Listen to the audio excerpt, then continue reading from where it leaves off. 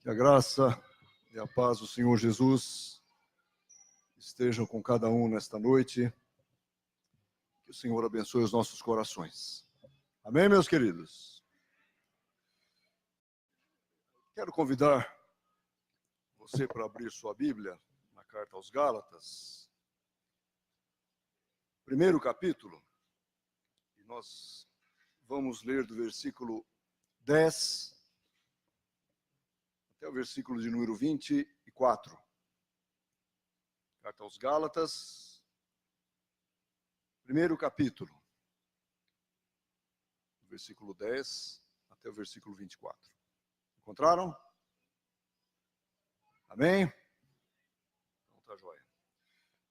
O apóstolo Paulo escreveu assim: porventura, procuro eu agora o favor dos homens ou o de Deus?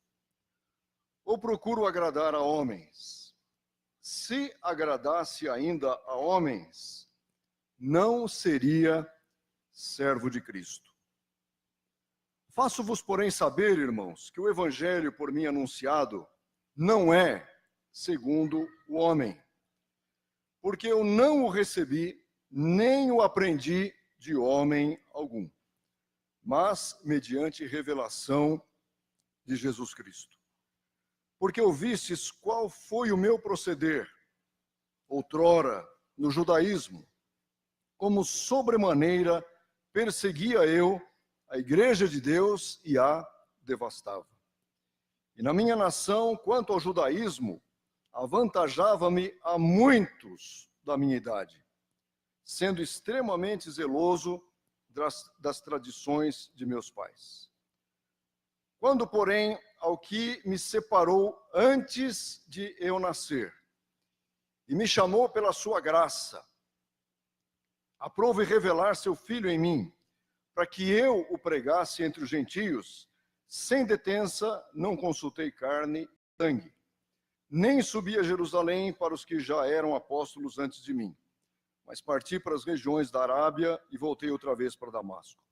Decorridos 3 anos, então subi a Jerusalém para avistar-me com Cefas, que é Pedro, e permaneci com ele 15 dias, e não vi outro dos apóstolos senão Tiago, o irmão do Senhor. Ora, acerca do que vos escrevo, eis que diante de Deus testifico que não minto. Depois fui para as regiões da Síria e da Cilícia, e não era conhecido de vista das igrejas da Judeia que estavam em Cristo. Ouvi somente dizer: aquele que antes nos perseguia, agora prega a fé que outrora procurava destruir. E glorificavam a Deus a meu respeito. Feche os seus olhos, meus queridos. Vamos pedir que Deus nos abençoe, continue nos abençoando nesta noite, não é?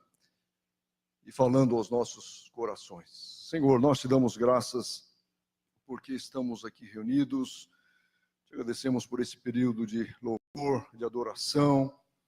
E agora, Senhor, quando abrimos a tua palavra para meditar, para refletir sobre ela, a nossa oração é que o Senhor abra os nossos corações, os nossos ouvidos, para que essa palavra faça sentido para nós, Senhor.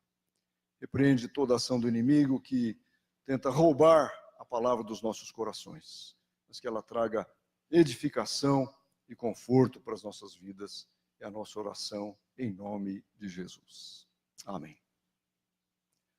Meus irmãos, nós estamos aqui numa jornada na Epístola aos Gálatas. Nos 2 domingos anteriores, o pastor Sebastião Júnior falou sobre os primeiros 9 versículos desse primeiro capítulo da carta. E, de fato, eu acho muito importante a gente abrir a palavra, estudá-la, analisá-la, porque a palavra de Deus é que tem poder para transformar a nossa vida. Não adianta o pregador chegar aqui e falar muito de si mesmo, de suas experiências pessoais, porque o que promove mudança no nosso viver são as Escrituras. As Escrituras são comparadas ao martelo, as Escrituras são comparadas ao fogo, as Escrituras são comparadas à espada, não é? E tem um amplo poder de penetração na gente para separar, inclusive falar alma, espírito, juntas e medulas. Então, é uma excelente oportunidade que a gente tem de refletir sobre uma das cartas do Novo Testamento, inclusive de a gente ler essa carta nas nossas casas, e para que a gente possa absorver aquilo que está presente nessa epístola tão rica, escrita pelo apóstolo Paulo. A gente sabe sobre essa carta que ela foi uma das primeiras cartas do Novo Testamento, e foi escrita muito cedo, assim como a carta aos Tessalonicenses também foi escrita bem cedo, e o Evangelho de Marcos. Às vezes a gente pega a Bíblia e a gente não tem muita noção de quando os livros foram escritos, né? Mas esta carta aos Gálatas é um dos primeiros escritos que surgiram. Então a gente sabe que ela nasce, digamos assim, num momento muito conturbado para a igreja. Talvez tenha sido escrita lá pelo ano 48, 49, depois de Cristo. A igreja era uma igreja muito nova, mas era uma igreja que já enfrentava grandes dificuldades. Então, Gálatas, como disse o pastor, a carta é escrita para algumas igrejas, não para uma igreja, mas para algumas igrejas que ficavam na chamada Galácia. Essas igrejas ficavam nas cidades de Icônio, Listra, Derbe, Antioquia da Psídia.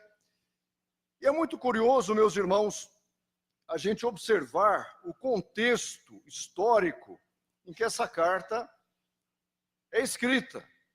Se você olhar para o livro de Atos, capítulo 15, a gente observa que uma controvérsia foi invadindo a vida das igrejas. Então, os primeiros versículos de Atos 15, fique com a sua Bíblia aberta para a gente ir acompanhando esse raciocínio, mas os primeiros versículos de Atos 15 dizem assim: alguns indivíduos que desceram da Judeia ensinavam aos irmãos: se não vos circuncidardes, segundo o costume de Moisés, não podeis ser salvos. E o texto continua: tendo havido da parte de Paulo e Barnabé contenda e não pequena discussão com eles, resolveram que esses dois e alguns outros entre eles subissem a Jerusalém aos apóstolos e presbíteros com respeito a essa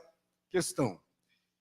Então a gente vê que a igreja vivia um momento difícil, e essas igrejas da Galácia estavam sofrendo.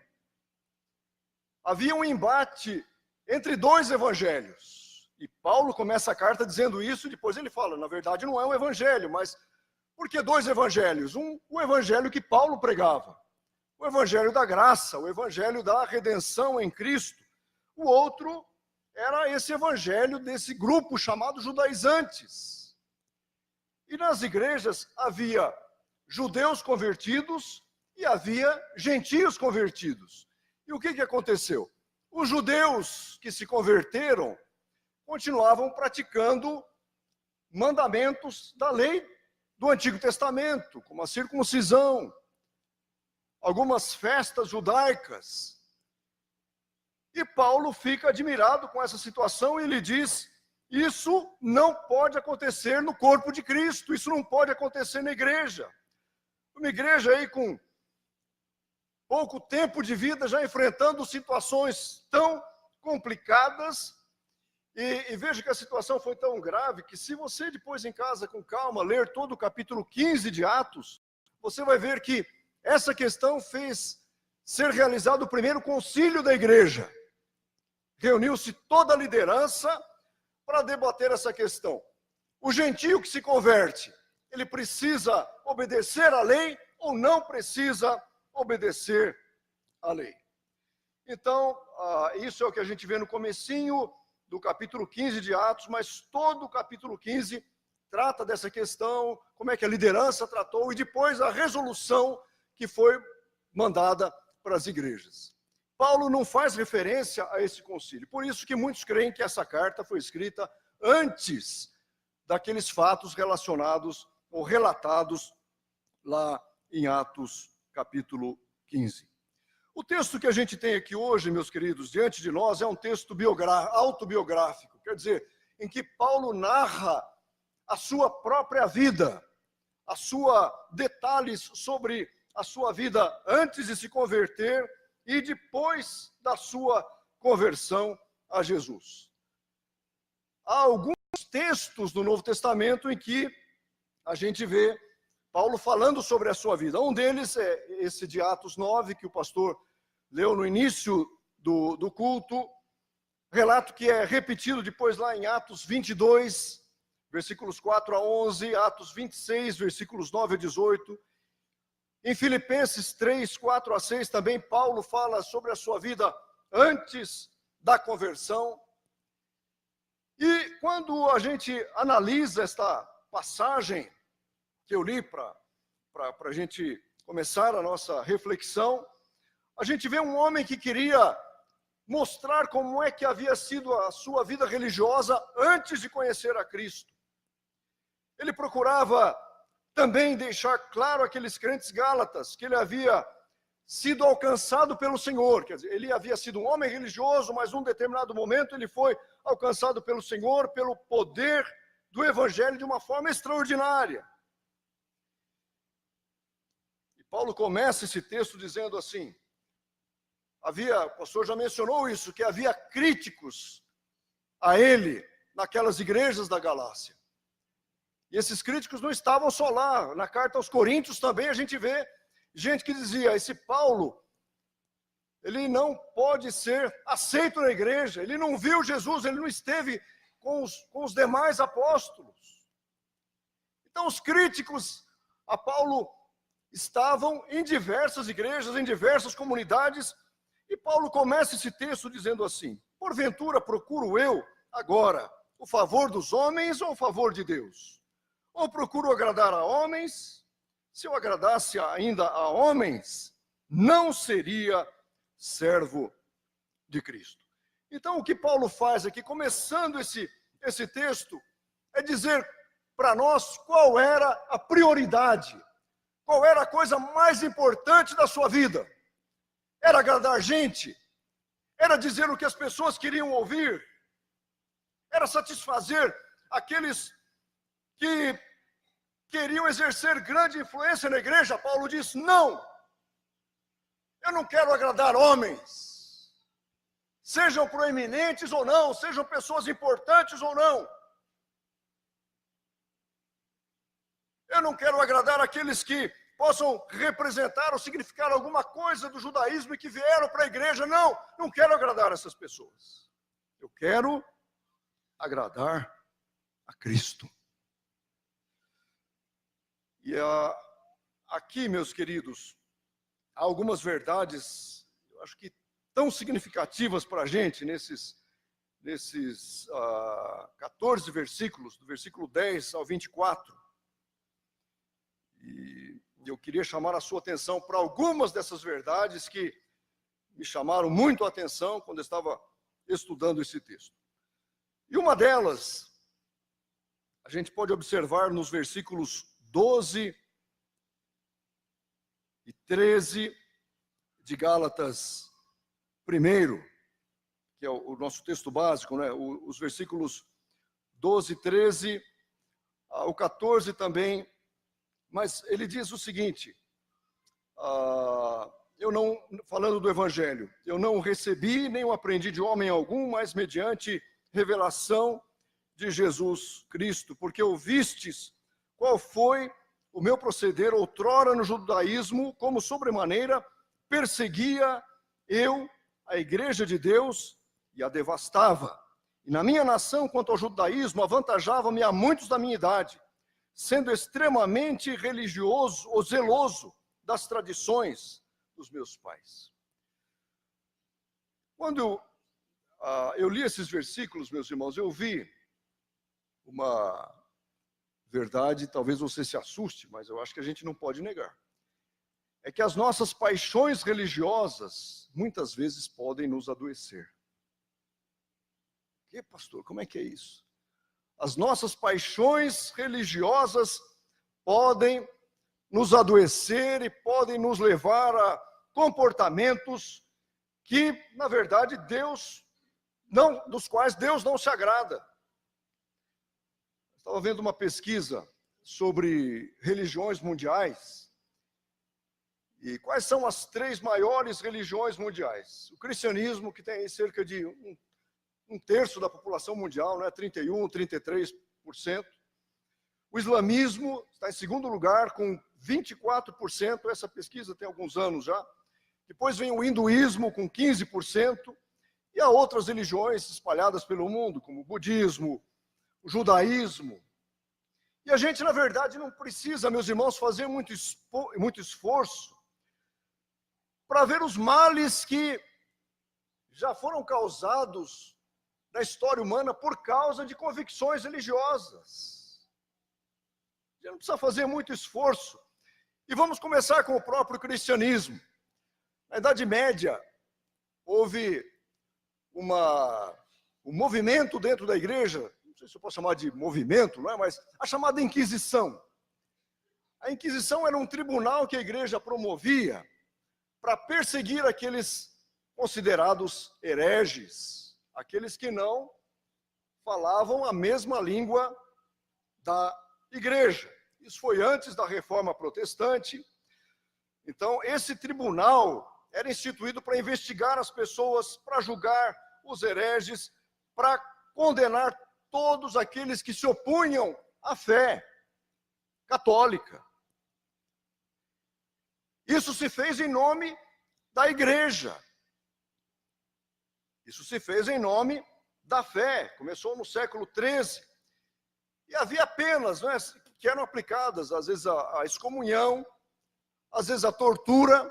Eu tive a oportunidade uma vez de ver no museu alguns dos aparelhos que eram usados para torturar pessoas na época da Inquisição. E você olha aquilo, você leva um susto.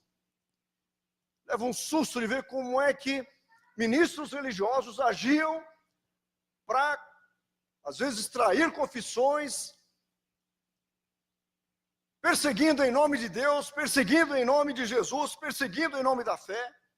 E quantos foram condenados à morte? Um pouquinho depois, mais tarde, século XV, veio uma segunda onda dessa chamada Inquisição, que vem com grande força, e aí o grande alvo eram os judeus. E aí muitos judeus, com medo de serem perseguidos e mortos, eles se convertiam. Eram chamados cristãos novos. Eles preservavam o judaísmo, mas começavam a praticar atos do catolicismo, etc., porque tinham muito medo. Tamanha era a perseguição contra eles. E depois, um pouco da reforma protestante, a lista dos perseguidos incluía os protestantes, incluía homossexuais, incluía os bígamos, aqueles que tinham 2 cônjuges, digamos assim, que eram os infiéis no seu relacionamento conjugal. Então, isso nós estamos falando de cristianismo. Se a gente falar de islamismo, a gente vê o que se pratica hoje em nome da fé islâmica. Bombas, né? Pessoas morrendo, cristãos decapitados. Esses dias uma notícia de poucas semanas atrás me chamou a atenção. Houve uma série de execuções na Arábia e uma dessas pessoas foi morta por crucificação. Em nenhum lugar o texto dizia que era cristão aquela pessoa que havia sido crucificada. Mas é muito estranho. Vários foram degolados, etc. E apenas uma pessoa foi crucificada.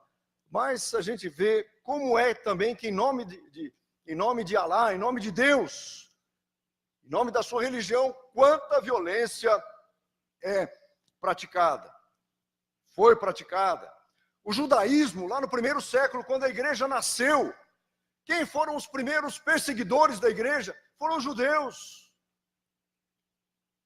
A princípio achavam que o cristianismo fosse só uma seita do judaísmo, mas depois viram que aquele movimento foi tomando uma proporção grande demais. E aí começaram a encarcerar, a prender os apóstolos, Pedro, Tiago, João, a decapitar, mataram Tiago, e assim foi. A perseguição foi tamanha. Se você olhar para Atos capítulo 7, você vai ver a morte de Estevão, e a perseguição foi tão grande que os cristãos tiveram que fugir de Jerusalém, porque o medo de morrer ali, perseguido pelos judeus, grande demais. E a gente podia tá preservando os protestantes. Não, a Irlanda do Norte, por exemplo, quanto problema teve lá, político também, religioso, né, entre cristãos católicos e cristãos protestantes. Agora deram uma acalmada, mas houve anos aí que houve muito problema. Calvino, a gente fala tanto de Calvino, mas ele também recebe críticas por alguns comportamentos que ele teve. Tudo em nome da religião, em nome da fé. E agora aqui a gente se volta para Paulo. E ele diz, meus queridos, veja o versículo 13. Eu comecei pelo versículo 13, depois eu vou voltar para o anterior aqui. Eu falei que a religião muitas vezes pode adoecer uma pessoa, né? As convicções religiosas. Paulo diz assim, ouvistes qual foi o meu proceder outrora no judaísmo? Como sobremaneira perseguia eu a igreja de Deus e a devastava. E na minha nação, quanto ao judaísmo, avantajava-me a muitos da minha idade, sendo extremamente zeloso das tradições dos meus pais. A origem do judaísmo, meus queridos, está lá atrás, na época de Abraão, quando o Senhor fala com ele, que todas as nações da terra serão abençoadas. Teve seus filhos, dali vem os patriarcas, depois veio Moisés, o Senhor faz uma aliança com Moisés, nasce um povo que é o povo escolhido do Senhor. Moisés escreve o Pentateuco, né, que são os 5 primeiros livros da Bíblia, que tem as normas de procedimento daquele povo. Normas não apenas religiosas, mas tem muitas normas de direito civil, de propriedade, de posse, de direito criminal, não é? Quanto a matar alguém por vontade ou sem vontade, o que a gente ouve falar tanto por aí de dolo e culpa. Muito disso nós vemos lá. Esse era o judaísmo, uma religião rica em suas simbologias, em suas festas. E Paulo diz que ele era um homem zeloso dentro da sua religião. E ele quer mostrar aqui aos Gálatas que ninguém poderia menosprezá-lo, porque eram judaizantes que estavam criando problema na igreja. Ele diz, mas eu fui zeloso observador da fé judaica. Agora, veja algumas coisas que a gente aprende com Paulo. Veja lá em Atos 22, 3. Ele diz assim, eu sou judeu, nasci em Tarso da Cilícia, mas criei-me nesta cidade, e aqui fui instruído aos pés de Gamaliel, segundo a exatidão da lei de nossos antepassados, sendo zeloso para com Deus, assim como todos vós o sois no dia de hoje. Então ele, nascido em Tarso, foi criado em Jerusalém, foi instruído aos pés de um dos rabinos mais influentes e conceituados daquela época. A sua educação, diz ele, que foi segundo a exatidão da lei dos antepassados. Era um homem zeloso para com Deus. Vá um pouquinho mais para frente, capítulo 26 de Atos, versículos 4 e 5. Ele diz assim, quanto à minha vida, desde a mocidade, como decorreu desde o princípio entre o meu povo e em Jerusalém, todos os judeus a conhecem. Pois, na verdade, eu era conhecido deles desde o princípio. Se assim o quiserem testemunhar, porque vivi fariseu, conforme a seita mais severa da nossa religião. Paulo era um fariseu, aqueles com quem Jesus travou um duro embate, né, dizendo, olha, vocês ficam querendo mostrar pelas roupas de vocês, que vocês são os bons da religião, mas vocês são sepulcros caiados. Mas eram aqueles que aparentavam uma religiosidade fiel, que queriam cumprir a lei de uma forma severa. E Paulo diz: eu fazia isso. E em Filipenses 3, 4 a 6, versículos 4 a 6, Paulo também fala sobre sua vida no judaísmo.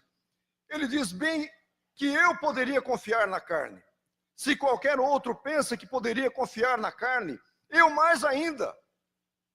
Por quê? Fui circuncidado ao 8º dia. Olha só. Da linhagem de Israel, da tribo de Benjamim, hebreu de hebreus. Quanto à lei, fariseu. Quanto ao zelo, perseguidor da igreja. Quanto à justiça que há na lei, irrepreensível.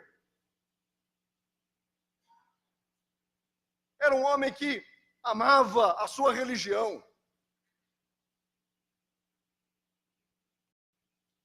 E Paulo diz aos Gálatas: ouvistes qual foi o meu proceder outrora no judaísmo.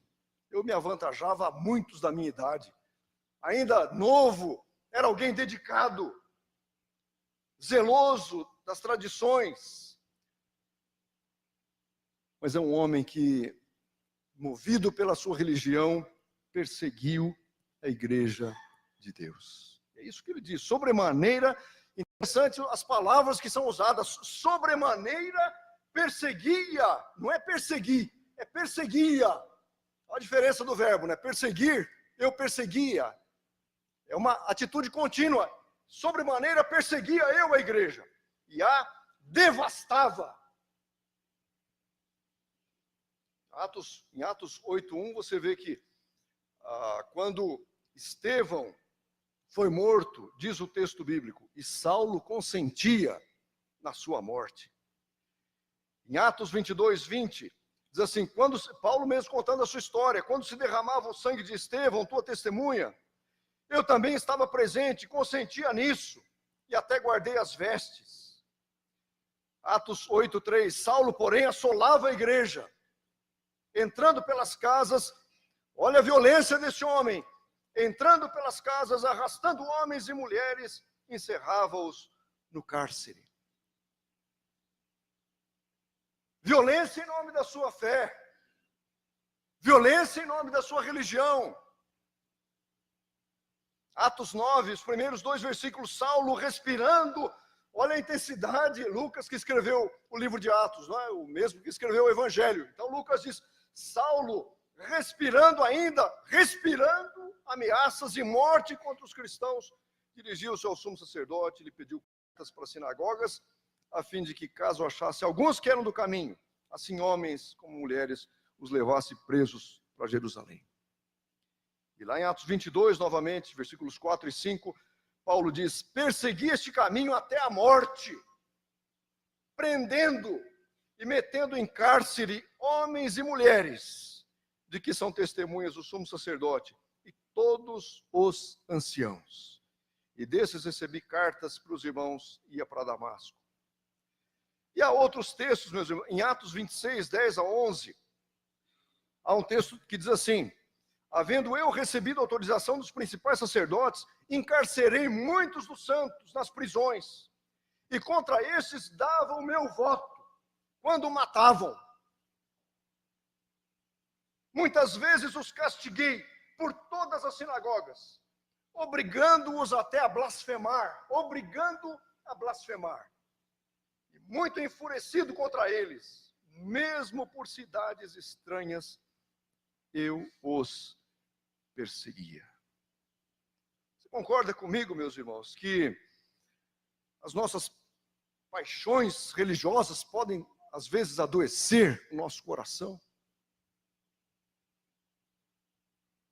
Podem levar a gente para comportamentos inaceitáveis, não é? Se a gente pensar no respeito ao próximo, nessa sociedade moderna, de contemplar o próximo, respeitar as posições contrárias.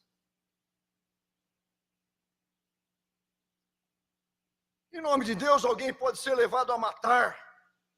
Em nome de Deus, alguém pode ser levado a destruir vidas. E a gente vê a mesma coisa acontecendo hoje. Esses exemplos que eu citei, né? E muitas vezes, dentro da própria igreja, a gente vê gente com tanta paixão, que acaba desprezando o Evangelho para destruir a vida do próximo. O tempo vai passando muito rápido. Uma outra verdade que eu quero mostrar aqui. Então a gente já sabe que as nossas paixões religiosas podem nos adoecer. Fica muito claro isso. Mas uma outra verdade que a gente aprende com Paulo nesse texto, meus irmãos, e isso é muito positivo. Então, se por um lado a gente viu um perigo, por outro, Paulo mostra uma coisa extraordinária. É que o Evangelho traz mudanças radicais na vida do indivíduo. Amém? O Evangelho pode trazer mudanças radicais. E agora a gente dá um salto para a espetacular conversão desse homem chamado Saulo.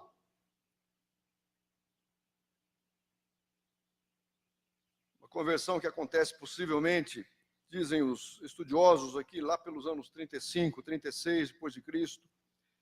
Como eu disse, há 3 relatos, 3 no livro de Atos, da conversão dele em Atos 9, texto que foi lido, Atos 22, 4 a 11, Atos 26, 9 a 18. E a conversão de Saulo se dá numa situação interessantíssima, porque ele está ansioso para perseguir a igreja. A motivação dele era acabar com esse movimento cristão. Então o texto diz que ele, respirando ameaças e morte contra os discípulos do Senhor, foi para o sumo sacerdote, pediu cartas para as sinagogas de Damasco, para que, se ele achasse alguns que fossem do caminho, assim homens como mulheres, ele os levasse presos para Jerusalém. E quando ele estava indo estrada fora, ao aproximar-se de Damasco, subitamente uma luz do céu brilhou ao seu redor. E caindo por terra, ele ouviu uma voz que lhe dizia: Saulo, Saulo, por que me persegues? E ele perguntou: quem és tu, Senhor? E a resposta foi: eu sou Jesus, a quem tu persegues. Quando a gente olha para a vida dele, meus irmãos, a gente não consegue racionalmente explicar a conversão dele. Como a gente não consegue racionalmente explicar a conversão de ninguém. Você nunca ouviu uma história assim: fulano vivia nos botecos aí, enchendo a cara, fulano fazia isso, tinha 4 famílias fora do oficial, e de repente o cara mudou da água para o vinho. Já ouviram histórias assim ou não?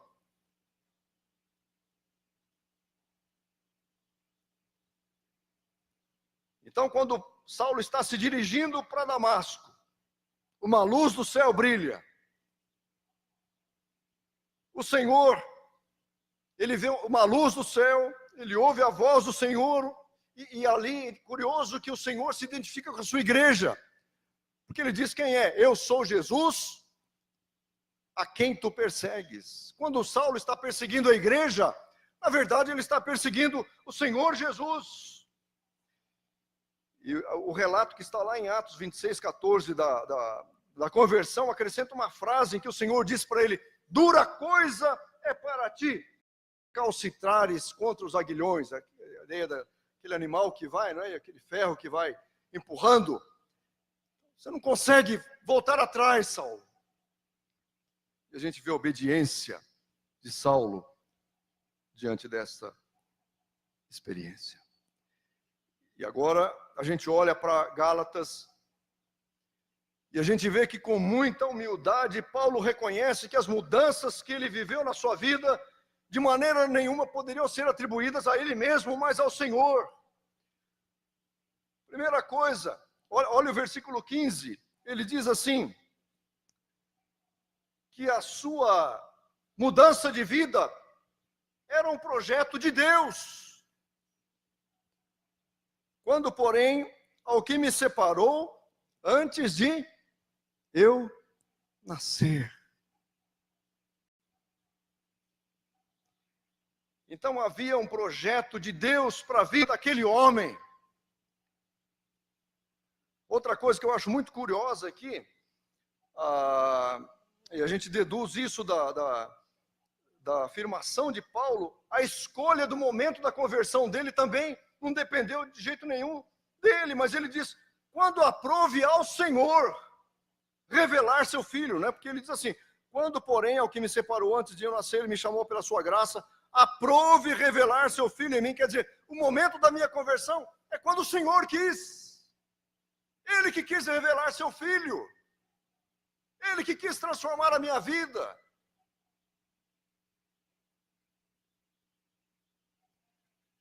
O meio da conversão qual foi? A gente vê que Paulo diz no versículo 15 que o Senhor o chamou como? Pelas obras? É isso que diz? Não, me chamou pela sua graça. Isso é conversão, meus irmãos, não depende da gente.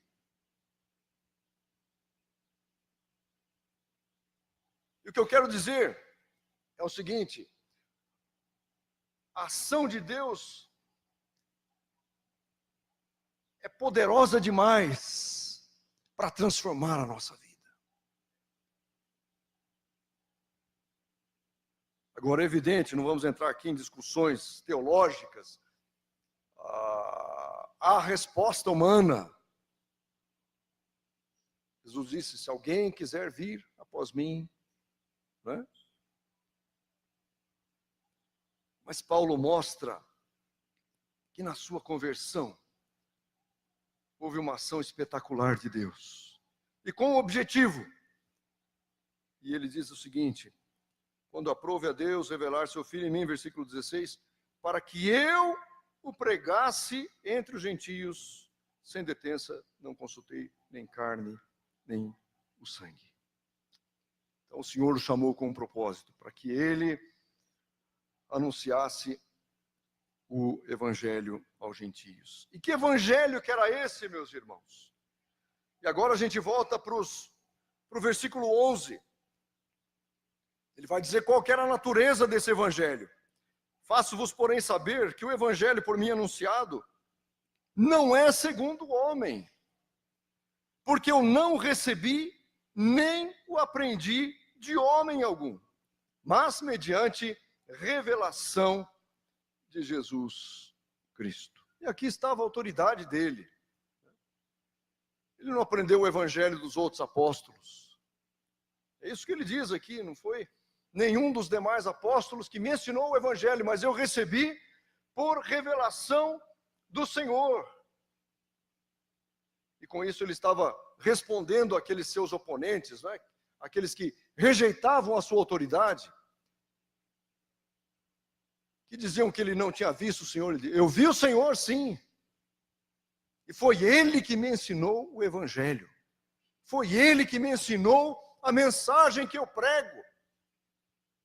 E aquele texto de Coríntios, quando ele fala da ceia, ele diz, porque eu vos transmiti o que também recebi do Senhor.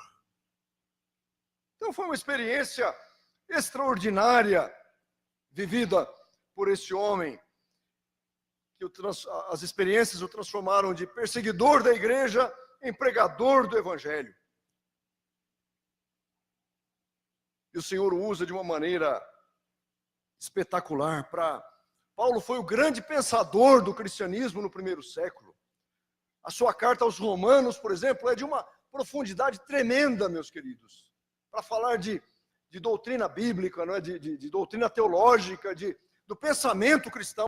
Os Gálatas é uma carta recheada também daquilo que os teólogos chamam de teologia, formando o pensamento da igreja. Mas a gente aprende com Paulo que conversão, de fato, significa mudança de vida. Se alguém está em Cristo, nova criatura é. As coisas antigas já passaram. Eis que tudo se fez novo. O maior exemplo está aqui. E uma das expressões de Paulo fica martelando minha cabeça, né? Obrigava-os a blasfemar. Imagina a violência daquele homem ao lidar com cristãos. E a mudança é tão grande, meus queridos, que agora a gente vai encerrando o terceiro ponto. Eu queria dizer que a vida cristã não pode ser desvinculada da igreja. Vida cristã não pode ser desvinculada da igreja local, da comunidade.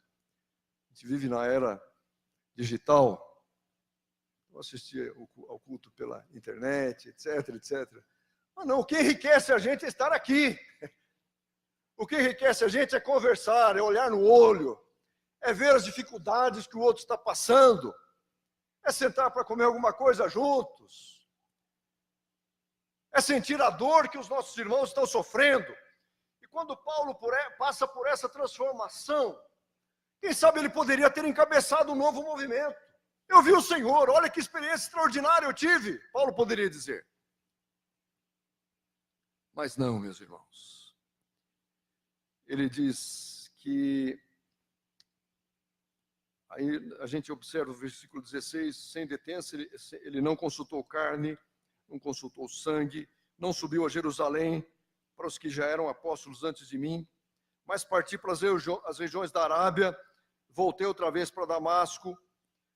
Aí, decorridos 3 anos, então subi a Jerusalém para avistar-me com Pedro, Cefas, e permaneci com ele 15 dias. Pedro era um dos líderes da igreja. Na própria carta aos Gálatas, a gente vê que é feita referência a Pedro, a Paulo, a Pedro, a Tiago e a João como colunas da igreja. Então, Paulo, depois de um tempo, vai a Jerusalém e ele passa 15 dias com Pedro.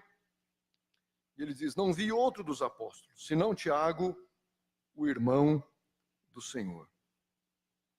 E aí, meus queridos, se a gente comparar algumas coisas que estão em Gálatas com os relatos de Atos, então há informações que estão aqui, não estão lá, mas lá em Atos diz que ele recebeu a visita de Ananias, ele foi batizado, permaneceu em Damasco alguns dias, e ele diz, logo nas sinagogas pregava a Jesus. Lá em Atos não tem essa referência que ele diz para a Arábia, não é?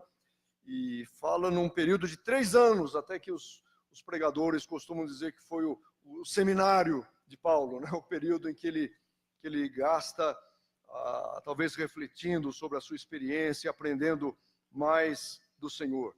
E aqui em Gálatas, então ele diz que ele vai às regiões da Arábia, volta a Damasco, e só depois de 3 anos ele vai a Jerusalém para se encontrar com Pedro, encontra-se também com Tiago, e ainda não era conhecido das igrejas. Mas aquele que antes era temido por ser um perseguidor, diz o texto bíblico, versículo 23 de Gálatas 1, versículo 22, eu não era conhecido de vista das igrejas da Judéia que estavam em Cristo. Ouviam somente dizer, aquele que antes nos perseguia, agora prega a fé que outrora procurava destruir. Versículo 24. E glorificavam a Deus a meu respeito. Que bênção, meus irmãos. E assim Paulo foi conquistando o seu lugar no corpo de Cristo. Era um homem de temperamento duro. Era um homem de temperamento duro. A gente vai ver mais para frente aqui que numa determinada situação ele diz, eu resisti Pedro na cara, porque ele se tornara repreensível, por causa de algumas posições que Pedro tinha, exatamente por causa dessa questão de judeu e gentio.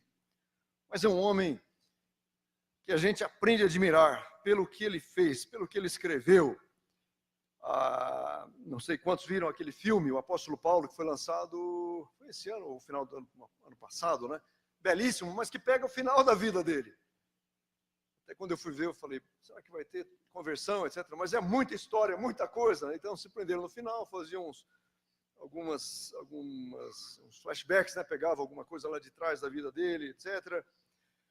Mas é um personagem impressionante. E aqui, meus queridos, ele conta como é que a religião dele o levou a perseguir a igreja. Como é que o Senhor, de uma maneira extraordinária, transforma a sua vida. E como é que ele se torna um instrumento para divulgar o Evangelho. E o livro de Atos nos conta que Paulo fez 3 viagens missionárias. fundou muitas igrejas, instruiu muita gente. E estamos aqui, 2000 anos depois, falando sobre ele, sobre o trabalho que ele fez para o Senhor. Meus queridos, que Deus possa nos abençoar. Não vamos encarar ou viver o cristianismo como uma mera religião. Não. Vamos encarar o cristianismo como vida que muda o nosso viver diariamente. Para isso que nós somos chamados. Que Deus nos abençoe.